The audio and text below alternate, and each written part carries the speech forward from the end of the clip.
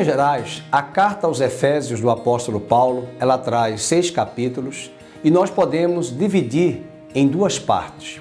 Dos capítulos 1 ao 3, nós vamos ter a expressão do apóstolo Paulo de que a igreja está assentada com Cristo nas regiões celestiais. O verbo assentar aparece constantemente nesses 3 capítulos para mostrar a nossa posição como igreja. A nossa posição é que nós estamos em Cristo, assentados com Ele nas regiões celestiais. Você pode conferir isso tanto no capítulo 1 quanto no capítulo 3 da mesma carta. Entretanto, a partir do capítulo 4 e no capítulo 5 e 6, a expressão que aparece já não é mais o verbo assentar, mas o verbo andar. E é muito importante isso porque Paulo vai fazer essa consideração constantemente a partir do capítulo 4, que nós devemos andar com Cristo e como Cristo andou. E um rei ou uma rainha, quando são coroados, eles primeiramente precisam se assentar no trono, receber a coroa para depois reinar, governar, que seria para nós aqui o verbo andar. A igreja, antes mesmo de cumprir o seu dever, ela precisa saber qual é a sua posição. E essa posição que o apóstolo Paulo quer mostrar para a igreja de Éfeso é a doutrina. Alguém já disse que a nossa vida vai ser a consequência da nossa doutrina.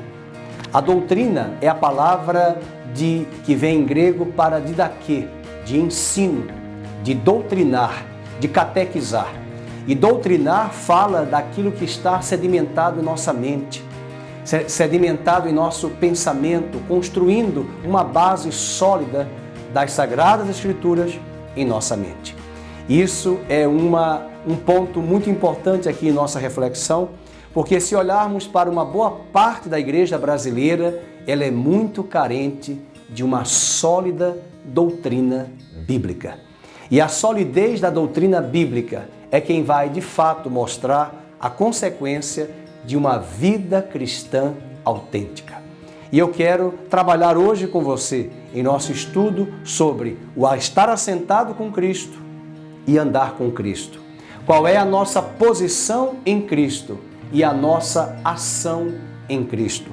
Qual é a nossa doutrina e o nosso dever, a nossa obrigação, a nossa praxis, a nossa ortodoxia, doutrina, mas também a nossa ortopraxia, a nossa prática de vida cristã. Vejamos, por exemplo, no capítulo 4, verso 1, o apóstolo Paulo diz assim: rogo-vos, pois eu, prisioneiro no Senhor, que andeis de modo digno da vocação a que fostes chamados. Que andeis de modo digno da vocação a que fostes chamados. Andar. Por toda a carta do apóstolo Paulo aos Efésios, a partir do capítulo 4, 5 e 6, nós vamos encontrar a expressão andar. Andar em amor, andar em Cristo, andar como dignos da nossa própria vocação. E eu quero desafiar você, ele fala isso, andar em unidade, no capítulo 4, verso de 1 a 16, andar em pureza, do capítulo 4, verso 17, até o capítulo 5, 17, e andar em harmonia, no 5, 18, até o verso 6, 9. E ainda andar em vitória, do capítulo 6, do verso 10, até o verso final, o verso 24. O reverendo Hernandes Dias Lopes traz em seu comentário na carta aos Efésios uma frase bastante importante. Ele diz: a vida é consequência da doutrina. A doutrina é a base da nossa vida cristã. O que cremos determina como nós vivemos. Eu repito aqui, o que cremos determina a forma como nós vivemos. E isso é desafiador para nós. Porque se Cristo, de fato, é a nossa base, é a âncora, o fundamento, como Paulo diz em Efésios 2, que Ele é o nosso fundamento. É essa doutrina de Cristo que vai mostrar, de fato, a nossa prática e a nossa vida em nossa existência aqui nesta terra. Quero desafiar o seu coração a pensar sobre essa importância de não apenas estarmos assentados, de sabermos qual é a nossa posição, de sabermos qual é a nossa doutrina.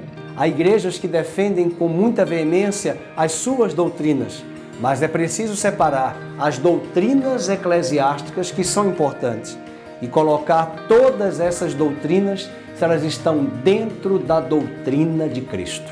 O autor de Hebreus, no capítulo 5 e no capítulo 6, ele vai chamar essas doutrinas de princípios elementares da doutrina de Cristo. E isso faz com que jamais venhamos a desconsiderar a importância da doutrina. Numa certa ocasião, alguém quis me dizer que doutrina é uma criação dos homens. E de fato essa pessoa estava extremamente equivocada, porque Jesus, por onde ia, conforme Mateus 4:23, ele entrava nas sinagogas e o que mais ele fazia era ensinar, trazer a sua doutrina. E até mesmo na grande comissão ele disse: ide por todo mundo, pregai o evangelho, ensinando-os, os seus discípulos, a todos os mandamentos que eu vos tenho ordenado. Veja a importância da doutrina bíblica cristã. E quando nós passamos as doutrinas eclesiásticas ensinadas por tantas igrejas pelo crivo das Escrituras Sagradas, nós vamos relembrar aqui do grande lema da Reforma Protestante: sola Escritura. Somente as Escrituras são a base da nossa fé cristã. Pois bem, se tivermos uma boa doutrina bíblica, e essa boa doutrina bíblica, ela pode ser conquistada a partir de um examinar diário e constante das Escrituras Sagradas todos os dias. Aliás, eu brinco da importância de como ler a Bíblia. Quando alguém pergunta como eu posso ler a Bíblia, toda e sempre. Porque é possível que alguém já tenha lido a Bíblia toda, uma única vez. Mas é preciso ler toda e sempre. Toda e sempre. E na medida que nós conhecemos as Sagradas Letras, desde a tenra infância, como foi o caso de Timóteo, que foi ensinado pela sua avó e a sua mãe Lloyd e Eunice, respectivamente, isso leva-nos à conclusão de que teremos uma solidez, uma boa base nas Escrituras Sagradas, e com essa base, essa ortodoxia vai definir a nossa ortopraxia, a nossa prática, a nossa vida cristã. Porque, como dizia o nosso reverendo Hernandes Dias Lopes em seu comentário, ele diz que a vida é consequência da doutrina. Deus abençoe a sua vida, Deus abençoe o seu coração, Deus abençoe o seu andar com Cristo. Lembrando que você já está assentado com Cristo, mas o desafio é agora andarmos em Cristo. Até breve em nosso próximo estudo.